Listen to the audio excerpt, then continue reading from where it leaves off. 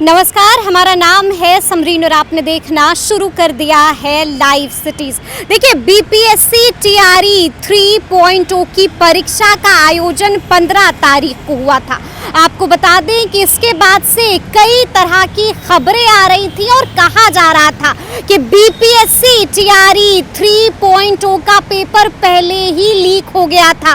और आपको बता दें कि अब इस बात की पुष्टि ईओयू ने भी कर दी है, जिसके बाद अब कई तरह के सवाल उठ रहे हैं। सब यही जानना चाहते हैं कि जब बीपीएससी टीआरई 1.0, बीपीएससी टीआरई 2.0 इतना स्मूथली हो गया था, तो आखिर बीपीएससी टीआरई 3.0 में कमी कहां पर रह गई थी। अब सब यही जानना चाह रहे हैं कि आखिर इसके पीछे किसका हाथ है, मास्टरमाइंड कौन है। और जनाब, सबसे बड़ा सवाल यही बना हुआ है कि क्या बीपीएससी टीआरई 3.0 की परीक्षा रद्द हो जाएगी। तो इसको लेकर हमने भी सीनियर जर्नलिस्ट लक्ष्मीकांत सजल जी से बातचीत की है और जानने की कोशिश की है कि आखिर अब आगे इस मामले में क्या कुछ हो सकता है। देखिए, हमने ये भी जानने की कोशिश की है कि आखिर इस मामले का खुलासा कैसे हुआ, कहां पर बड़ी चूक हो गई।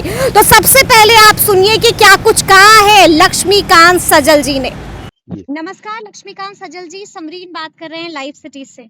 जी, स्वागत है। मतलब बहुत आभार लाइव सिटीज के दर्शकों को। जी। लेकिन एक दुखद खबर ये है सजल जी कि बीपीएससी टीआरई 3.0 का पेपर लीक हो गया, यानी कि बिहार में एक बार फिर से पेपर लीक हो गया है। इस पूरे मामले को कैसे देखते हैं सजल जी आप? देखिए, ये आपको याद होगा कि इसके पहले जो टीआरई 1 हुआ था, टीआरई 2 हुआ था, जी तो टीआरई 1 और टीआरई 2 में पेपर लीक नहीं हुआ था। और उसमें जो पेपर लीक नहीं हुआ था, तब अतुल प्रसाद बिहार लोक सेवा आयोग के अध्यक्ष हुआ करते थे। और आपको याद होगा कि ये जो पूरा एपिसोड था दोनों टीआरई 1 और टीआरई 2 जी का, इसमें ऐसी लीक प्रूफ व्यवस्था की गई थी कि कहीं से किसी चीज की लीक की गुंजाइश ही न हो। बिल्कुल, लेकिन मतलब कि इसके परिंदा भी पर नहीं मार सकता था। बिल्कुल अब परिंदे ने जी पर मारा भी नहीं उन दोनों परीक्षाओं में। लेकिन ये जो टीआरई 3 रहा, तो टीआरई 3 होने के पहले यानी 15 को परीक्षा थी और 15 के पहले ही इसका जो प्रश्न पत्र था वो लीक हुआ। खास बात इसमें जी ये रही कि ये जो क्वेश्चन पेपर लीक हुआ, जी ये हजारीबाग से लीक हुआ। और मजे की बात ये रही कि वहाँ इस मामले में जो गिरफ्तारियां हुई है, जो हिरासत में लिए गए हैं तकरीबन 300 कैंडिडेट्स बिल्कुल। जो टीआरई 3 में बैठने वाले थे, तो उन्हें एक हॉल में बैठा के जो परीक्षा में आने वाले क्वेश्चन थे उनका आंसर रटाया जा रहा था। तो ये सबसे चौंकाने वाली बात है कि जी अमूनन कि उन्हें क्वेश्चन पेपर मिले कहाँ से, उन्हें आंसर शीट मिले कहाँ से। तो ये जो पूरा एपिसोड है, ये बताता है कि क्वेश्चन पेपर किसी भी सेंटर से लीक नहीं हुआ है। हाँ हाँ, बिल्कुल। ये साफ है हम्म। कि क्वेश्चन पेपर किसी सेंटर से लीक नहीं हुआ है। जी क्योंकि सेंटर पर जो क्वेश्चन पेपर का पैकेट फटता है वो परीक्षा शुरू होने से आधा घंटा पहले, और परीक्षा जिस दिन परीक्षा होती है उसी दिन मॉर्निंग में प्रश्न पत्रों के सीलबंद पैकेट आते हैं। तो अब तक जो लीकेज के मामले रहे हैं, उसमें ज्यादातर मामले एग्जामिनेशन सेंटर से ही लीकेज के मामले रहे हैं। लेकिन जी हाँ, लेकिन ये एक तरह से कहिए कि अरसे बाद ये घटना घटी है जिसमें ये साफ साफ दिख रहा है कि सेंटर से लीकेज नहीं है, किसी भी परीक्षा केंद्र से लीकेज नहीं है। तो ये अहम सवाल है कि आखिर ये जो प्रश्न पत्र लीक हुए, ये कैसे लीक हो गए। बिहार कैसे पहुंचे प्रश्न पत्र उन तक? बिल्कुल आखिर जी बिहार लोक सेवा आयोग ने प्रश्न पत्रों की कैसी व्यवस्था की थी इसकी गोपनीयता बनाए रखने की। जबकि बिहार लोक सेवा आयोग के पास टीआरई 1 का अनुभव था, टीआरई 2 का अनुभव था, तो फिर ये टीआरई 3 में उसी सिस्टम से इतनी बड़ी चूक कैसे हो गई? बिल्कुल तो बिल्कुल जी। बिल्कुल बिल्कुल, तो हालांकि इस पूरे मामले में हर स्तर पर जांच चल रही है, और एक तरह से कहिए कि अब केवल उसको दबोचा जाना बाकी है कि जी कि जो इस लीक कांड के में जिनका सीधा हाथ रहा, तो जी ये है। तो दो ही बाकी संभावना लगती है कि एग्जामिनेशन सेंटर पर जाने के पहले पर्चे लीक हुए हैं, तो यानी इसमें जो आयोग का जो अपना सिस्टम है, उस सिस्टम में कहीं ना कहीं से जो प्रशासनिक तंत्र है, जी जो प्रशासन का तंत्र है, तो उसमें कहीं ना कहीं से लीक है, क्योंकि आयोग जी सीधे परीक्षा केंद्रों तक वो प्रश्न पत्र नहीं पहुंचाता है। इसमें इसमें प्रशासन के तंत्र लगे होते हैं, और प्रश्न पत्रों की जो गोपनीयता होती है, प्रश्न पत्र स्ट्रांग रूम में होते हैं, जहाँ कड़ा पहरा होता है, और बिल्कुल जी वहाँ परीक्षा शुरू होने के पहले प्रश्न पत्रों के सीलबंद पैकेट, जो सेंटर वाइज पैकेट होते हैं, और वहां से प्रश्न पत्र जब निकलते हैं तो वहां भी मजिस्ट्रेट की तैनाती होती है, और प्रश्न पत्र रिसीव करने वाले भी मजिस्ट्रेट होते हैं, और हर सेंटर पर जो प्रश्न पत्रों का पैकेट खुलता है, वहाँ ज्वाइंट सेंटर सुपरिटेंडेंट की हैसियत से भी मजिस्ट्रेट होते हैं। तो जी ये इसमें मजिस्ट्रेसी की भूमिका पर कहीं कोई सवाल नहीं उठा है। हाँ, लेकिन सवाल है, तो ये लीक कहाँ से हुए? बिल्कुल क्या ये बड़ा सवाल है। क्या जी क्या ये स्ट्रांग रूम पहुंचने के पहले लीक हुए? ये बड़ा सवाल है कि क्या ये प्रश्न पत्र स्ट्रांग रूम में के पहले पहुंचने के पहले लीक हो गए थे, या स्ट्रांग रूम से कहीं लीक हुए, या फिर इसमें आखिर आखिर ऐसे कौन से लोग थे बिल्कुल जिनकी इसमें मिली भगत थी?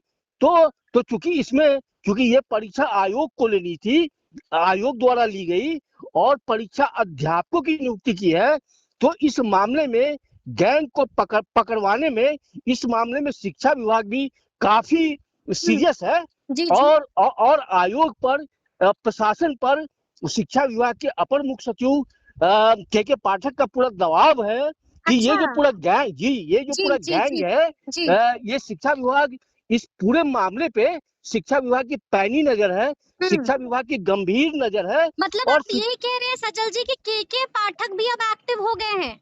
हाँ, नहीं, के पाठक परीक्षा के दिन से ही जी एक्टिव है, क्योंकि ये परीक्षा अध्यापकों की नियुक्ति को लेके है। हम्म इसलिए इसमें शिक्षा विभाग की बड़ी भूमिका है कि आखिर उसकी परीक्षा के, क्योंकि नियुक्ति अध्यापकों की शिक्षा विभाग के तहत हो रही है, तो आखिर वो कैसे लीक हुआ? तो इस पूरे मामले में, क्योंकि ये अध्यापकों की नियुक्ति का मामला है, तो शिक्षा विभाग भी कि इस मामले में पैनी नजर है। के पाठक के स्तर पर भी जो पुलिसिया कार्रवाई चल रही है, उसकी मॉनिटरिंग की जा रही है, पल पल की जानकारी ली जा रही है, और इस मामले में अभी कई सीरियस स्टेप जो है जी अभी उठने बाकी है। उठने तो बाकी हैं जी। तो ये जी जी जी जी जी, सजल जी ये पूरा मामला है, हम्म और इस पूरे मामले में ये एक बात तय है कि गैंग जो भी है, वो गैंग पूरी तरह बेनकाब होगा, और वो जो इस मामले के जो सरगना है, वो दबोचे जाएंगे। मतलब जो दबोचे बड़ी मछली है वो भी अब गिरफ्त में हाँ, आएगी जल्द से जल्द। बिल्कुल बिल्कुल, बड़ी मछली भी जी बंसी में फंसेगी। फंसेगी। बड़ी मछली भी जाल में फंसेगी। तो ठीक है। इस बार क्योंकि शिक्षा विभाग का मामले से जुड़ा हुआ मामला है, और शिक्षा विभाग के अपर मुख्य सचिव के पाठक जी हैं, तो जी के पाठक इस मामले में, भले ही ये मामला सीधा आयोग से जुड़ा हुआ हो, लेकिन फिर भी इस पूरे मामले में के पाठक की पैनी निगाह है, कड़ी निगाह है, ये पूरे जो गैंग है, वो जब तक दबोचे नहीं जाएंगे, तब जी तक ये तय है कि के पाठक भी चैन की सांस नहीं लेंगे। नहीं लेंगे, लेकिन सज्जल जी हम आपसे जानना ये भी चाह रहे हैं कि इस पूरे जो पूरा मामला है, जो पूरा पेपर लीक हुआ है, इस मामले से पर्दा कैसे उठा? कहाँ पर चूक गए ये लोग? देखिए, ये जो जी पर्दा उठा हजारीबाग में गिरफ्तारी से। हम्म हाँ, पूरा जी पर्दा उठा हजारीबाग में हुई गिरफ्तारी से। जब वहां तैयारी कराया जा रहा था, वो 300 कैंडिडेट जो अरेस्ट हुए, तो वहीं से इस पूरे मामले का पर्दा उठा। और इस मामले में कहिए कि जो बिहार पुलिस का कहिए या आयोग का कहिए, जो इन लोगों का डिटेक्टिव तंत्र है, वो तंत्र काफी सक्रिय था। अगर वो तंत्र सक्रिय नहीं होता तो ये दबोचे नहीं जाते। तो ये पूरा मामला है जी कि ये पूरा क्योंकि जब भी कोई परीक्षा होती है बिल्कुल तो बिल्कुल जी। अपना जो बिहार सरकार का जो अपना प्रशासन तंत्र है वो एक्टिव हो जाता है। बहुत एक्टिव रहता है। जी वो एक्टिव इसलिए भी होता है कि कि जिन मामलों में प्रश्न पत्र आउट लीक नहीं भी होते हैं, उन उन उन परीक्षाओं को लेकर भी आपको फर्जी प्रश्न पत्रों के कारोबार शुरू हो जाते हैं। यानी फेक क्वेश्चन पेपर बेचने वाले भी सक्रिय हो जाते हैं। तो इसीलिए पूरा जो सिस्टम था, वो चूंकि ये बड़ी परीक्षा थी, इसलिए वो पूरा सिस्टम पहले से अलर्ट था। एक्टिव था और बिल्कुल। बिल्कुल, और इसीलिए जी इनकी गिरफ्तारियां हुई भांडाफोड़ हो गया बिल्कुल। भंडाफोड़ हो गया जी और ये पूरा रैकेट सामने आ गया है। ठीक है सज्जन जी, हम ये भी जानना चाहते हैं कि इस मामले में अपडेट क्या है, कितने लोगों की गिरफ्तारी हुई? क्योंकि हमने देखा कि देर रात कोर्ट भी खुला, सिविल कोर्ट भी देर रात खोला गया। कितने लोगों की गिरफ्तारी हो चुकी है अब तक? देखिए गिरफ्तारियां तो ढेर सारी हो गई हैं। जैसे जी जी 300 लोग तो वहीं हिरासत में लिए गए बिल्कुल। हजारीबाग में ही। हम्म। उसके अलावा बहुत सारे कैंडिडेट्स पकड़े गए हैं। फिर इस मामले से जुड़े बहुत सारे लोग पकड़े गए हैं। और इस मामले में अभी बड़ी गिरफ्तारियां होनी बाकी हैं। अच्छा, आप अभी कह रहे हैं कि ये छोटी-छोटी गिरफ्तारियां हुई हैं, बिल्कुल बिल्कुल बड़ी बिल्कुल, गिरफ्तारियां होनी बाकी हैं। हाँ हाँ, अभी जो लोग गिरफ्तार हुए हैं, अब इनसे सख्ती से पूछताछ की जाएगी। और जब इनका मुंह खुलेगा तो इस मामले से पूरा राज उठेगा, पूरा पर्दा उठेगा। और मुझे लगता है कि जल्दी ही 1 से 2 दिनों के अंदर ही इस मामले में जो बड़ी मछलियां हैं, जी, उनके चेहरे से नकाब उठेगा। मतलब आप कह रहे हैं कि 2 दिन का इंतज़ार और उसके बाद फिर सारा बिल्कुल पर्दा और सारा राज खुल जाएगा। बिल्कुल बिल्कुल बिल्कुल बिल्कुल, जी, क्योंकि ये लोग जो पकड़े गए हैं, जो जो जिनकी गिरफ्तारियां हुई हैं, जो लोग हिरासत में हैं, अब सिर्फ इनका मुंह खुलना बाकी है। इन्होंने मुंह खोलना शुरू भी कर दिया है। तो जी, इनका जी। मुंह खुलना बाकी है कि इसमें कितने का लेन देन हुआ, कौन कौन से लोग थे, लेन देन का सिस्टम क्या था। तो ये पूरा मामला, ये पूरी स्टोरी जो है, कंप्लीट स्टोरी जल्द ही सामने आने वाली है।